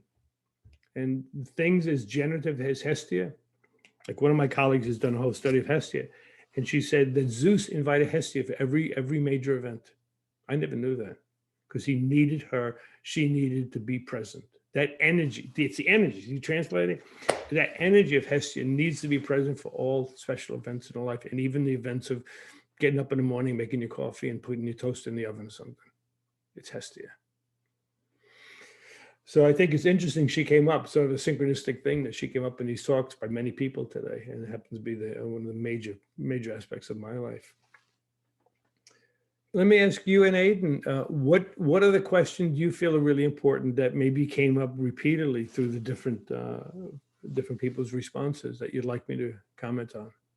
Sure. First thing I would say is that, I mean, the reception that you got for your presentation has been really, really special. You know, we've done many meetups, about 250 meetups, and this was very special.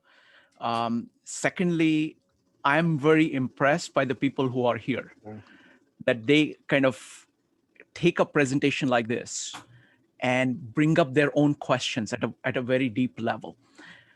Third thing I would say is that I'm delighted that you're coming back, because the thing is that this is a journey. So all questions are, I mean, I'm a very big fan of questions, because that is the way in which you actually are paying attention to what is knocking. And once your mind starts to go there, like if you walk away with questions from something, you are actually walking away with something most valuable. So you know, having said all these three things, the themes, I mean, I think the dreams is a very large theme, and we will do a separate meetups. I'll talk to Aiden and we will figure out something on that. Aiden, are there any themes that caught your attention? Can I interrupt just 1 second about what you said about questions? It's Go ahead. Elie, you know, I told you many times, Elie Wiesel, he wrote in his autobiography that he was a kid, after they went to the religious service and lessons every day, all parents would say, well, what did you learn today? He said when he went home, he was never asked what he learned. You know what he was asked? It's what you just said. He said, what question did you ask the rabbi?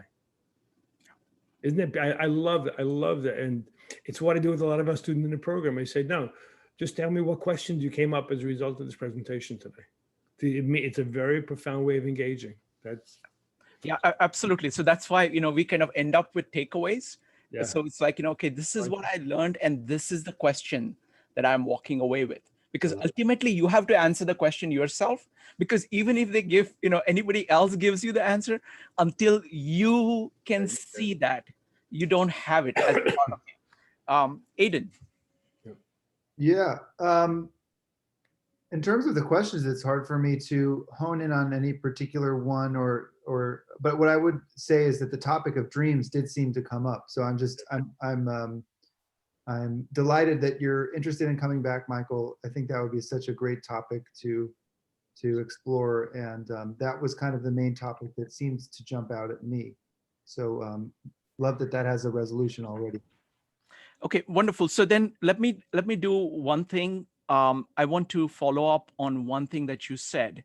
This is likely to be on everybody's mind anyway. COVID. You made a very interesting observation about, when something like, in terms of scales of our lives, what happened in COVID just is way up there in terms of impact. Sure, there are things that for individual lives, there has been, far more cataclysmic events, but as, people as a whole, COVID was a very big shock, at least in my lifetime. I've not seen anything like that. And I really like the way in which you thought about it, of saying, okay, what kind of patterns are being triggered from that? So could you kind of expand a little bit on that? Because that is something that I'm sure everybody would love to know. Well, you mean that is what I do. Thank you again. I mean, the work of pattern analysis is not a job. It's the way I live my life. And I try to in many ways. Yeah, I mentioned the dark side. I could say dark side of COVID. But what we've done, which is not good with it, is we've, as I said, imported it as a way to further distance ourselves from our own unconscious, where everything is a stranger at the door to be avoided. Okay. A couple of other pieces. The other piece I think is terrifying, absolutely terrifying. And I don't terrify easily. That's, certain things could knock me down, but the piece that gets me with COVID is to realize one thing could destroy the whole world. And I'm not apocalyptic. That's not my approach to life. I got my own problems, but that's not the world's falling apart. But when you realize this one thing, right? One virus has taken this world down to its knees, economically, physically, morally, hope-wise. My God, how many people just go economically?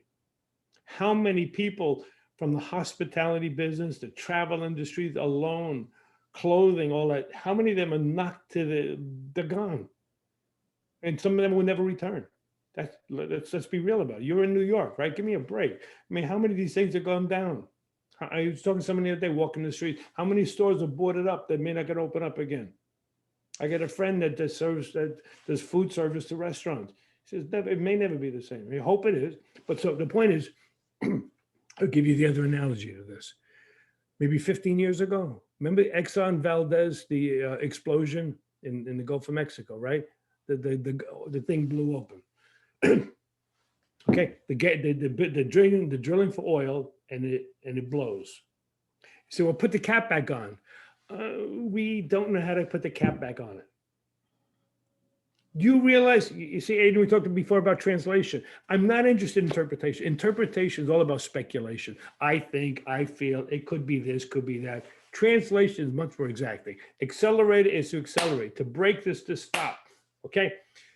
When you realize, like with Valdez and this, okay, here's the parallel.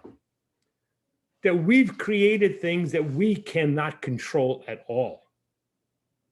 Man, oh man, you want a terrifying science fiction reality?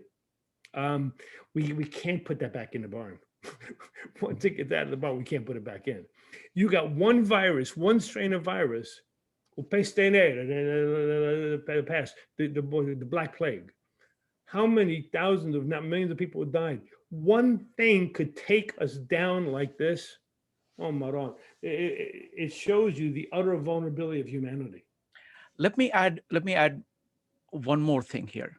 Yeah. I was really intrigued by the fact that the Assissi Institute is doing actually fairly well here. I also want to tell you that my meetups, when COVID hit, we have a real community here. We have about 300 people who are used to meeting every Saturday to discuss these things. It's kind of like church. We are not religious, but it's kind of like connecting to the deepest part. And I didn't want to lose that. So I went online, and Michael, something remarkable happened. People from everywhere just found us. And in this kind of social distancing, while they were closing the walls physically and even mentally in some aspect, there was an opening that happened, you know, across the US, across, you know, it's just amazing to me to see that, you know, that the human needs remain the same. We need to connect with each other. We need to be open with each other. And it is tremendous. And I consider myself tremendously fortunate and grateful that all these people show up, you know, day after day. Wouldn't be possible otherwise. And I would not have seen a possibility of this, to have somebody like you talking and somebody from all over the world actually listening and going back and forth. So I think whenever something happens, it shows a bad things, but it also shows some possibilities. Look, you're never gonna, no matter what happens in the world, you're never going to quiet Eros. Yes. Eros is there. I have one patient who's an actor, and he took to an image, and we talked about something one day, you know, it's similar to what we're talking about right now, right? That, you know, even with rough times, you're still doing things. I said, you know, where I grew up in Brooklyn, there was a lot of sidewalk, all sidewalks. But even in between the sidewalks, every once in a while, you find a little piece of grass coming through, you know, the little spaces. Yeah. And he really worked with that image. He said, my God, that image shifted something in his thinking, that no matter what, nature will come through, the need for connection. We had a birthday party here a couple of weeks ago, and a lot of people were afraid to come. But the people that came, it was beautiful. And other people said, I wish I could be there. Mm-hmm. Yeah, so you're right. You're not, what you're referring to, I think, are the profound archetypal, ontological core issues of humanity. One image I saw, similar to what you're doing, what we're doing with online stuff, there was an image that came out of Italy of people that lived, you know, in apartment buildings. And you've probably seen it was all over, it all went viral. And people would hold out these long sticks with a wine glass on it, like 9-foot long sticks. And you clink glasses with somebody from the next little patio, you know, 9 feet away, clinking wine glasses. I mean, what a powerful image. Yeah, it's there. Wow. And, you know, for many reasons, I will look at the shadow aspect initially. I tell you why, because many people don't. They go positive. Then they go to the second piece. And the second piece is exactly as you're saying, the human spirit is broken through. Yes. And saying we're not going to be stopped. We'll find a way. Look at the actors today. Many of the actors, they're doing things online, like performances online and singing online, and you know, some of the great old Neil Sedaka, the great singers, they go online, they do a little 15 minutes, they bring a little bit of happiness. How wonderful. But it's, so you see, if you ever want to understand what are some of these ontological features in the psyche, this may be one of them, this incredible need for eros and connection. So we get together. You're going to stop us. We'll be here. We'll be here somehow. Ah, wonderful. On that note, Michael, this has been a tremendous honor. Thank you so much, and look forward to having you back. Aiden? My pleasure. Thank you. Yes, mutual. Yes, thank you, Michael. I mirror that. It's just been a pleasure. And from my experience of this group, this has been a special event. You're spending time with us today. So I'm delighted that we can look forward to that again. And thank you for coming. It's always a pleasure. All right. If people are interested, can I just say one thing? If you're interested, just check out the Assissi Institute. If you sign on, you get access to all of the seminars. Wonderful. Aiden, could you put a link for it in the chat? So yes, everybody has it? Do it right now. Sure. Okay. So folks, thank you very much. This was wonderful.